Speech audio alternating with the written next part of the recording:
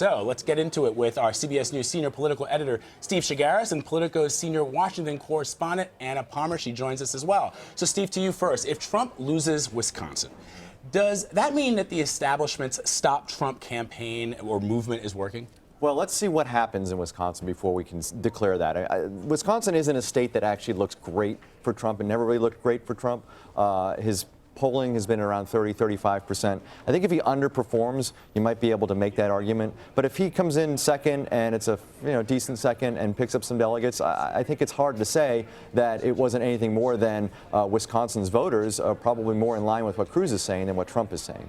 Well, that's Anna. Let's go ahead and ask you, too. It seems somewhat unlikely, if you read all the blogs and the polling this morning, that Donald Trump will not win Wisconsin unless rural voters really come out in full force. And you have a lot of areas in Wisconsin where that could happen. So if there's an upset, what does that mean for Ted Cruz going forward in his campaign? I mean, if Trump ends up pulling out behind the victory in this race, it would be basically spell him being the next GOP nominee. Karl Rove was on air this morning saying that very thing, one of the, kind of veteran GOP strategists. As far as Cruz, this is kind of his momentum. He needs this going into the East because he needs this to say, listen, I can win in places other than the South.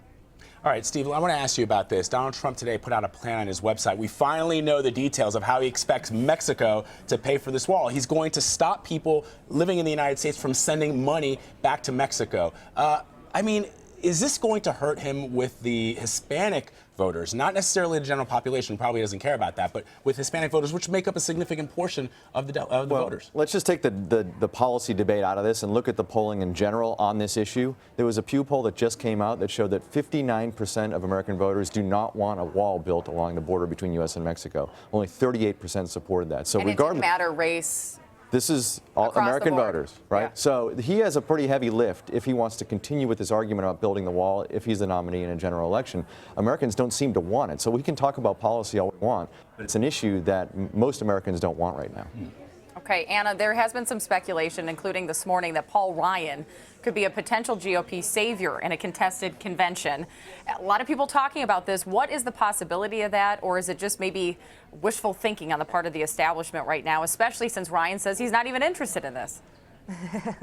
I think there is a lot of chatter behind the scenes, particularly among the GOP establishment, when they look at who could be the potential nominee in a contested case. Certainly, Ted Cruz has never been the party's, first choice, best choice. He's kind of what they've been left with.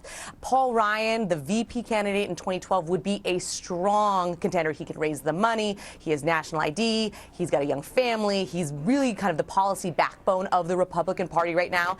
He has certainly tried to tamp down any expectation that this is something he would be interested in, but I think this is something we are going to keep on hearing for the weeks, right up until the days of the convention. But Anna, let me just ask, would this anger voters who, let's say, they want Donald Trump to be their nominee, and then the quote-unquote establishment goes ahead and they put forth Paul Ryan? Doesn't that sort of galvanize those who have supported Trump and even perhaps Cruz?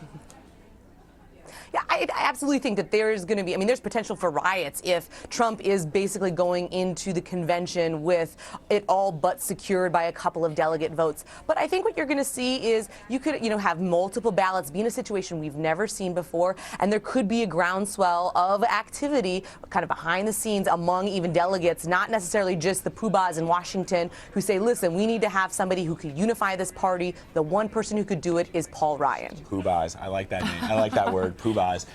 But Paul Ryan's a young guy, though, too. You got to look at he might want to play the long game out here and not get involved in this, is what he's been saying.